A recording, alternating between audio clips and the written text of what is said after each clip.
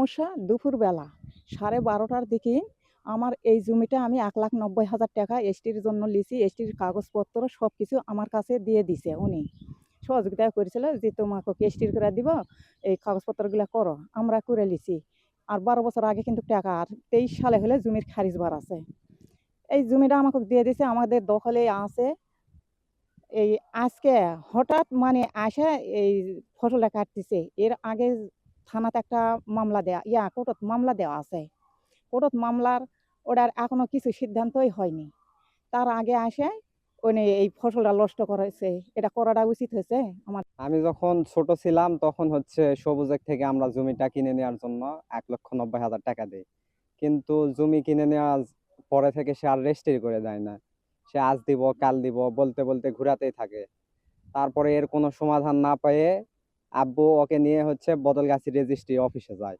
সেখানে গিয়ে একটা বায়নানামা করে। সে বায়নানামা করার পরে বলে যে দিব দিব দিব বলে সে আর দেয় না।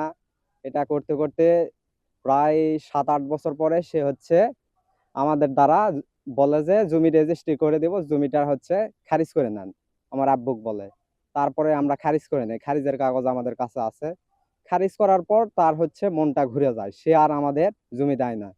তাকে যেন মনে হয় কোনো কুপরামর্শ দিছে ফরিদ, এই যে ফরিদের হচ্ছে ওয়াইফ, উনি কুপরামর্শ দিয়ে সে আর আমাদের জমি দেয় না। তারপর থেকে কুচক্র শুরু করে সে আর আমাদের দেয় না। আমরা তারপরে হচ্ছে আদালতের আশ্রয় নেই, সেখানে মামলা চলে। মামলা বর্তমানে চলমান আছে।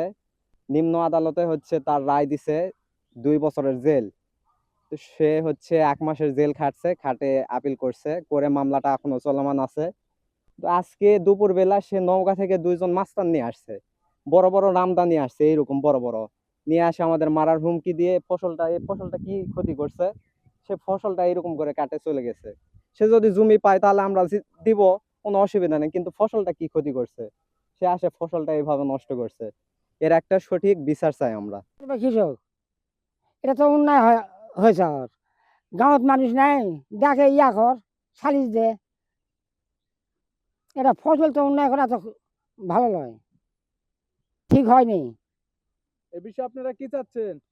বিচার করো বাবা, উপর উপর থেকে লোক আছেন, তোমরা বিচার করে যেটা আইনে হবে সেটা করবে। আমার কথা সেটা।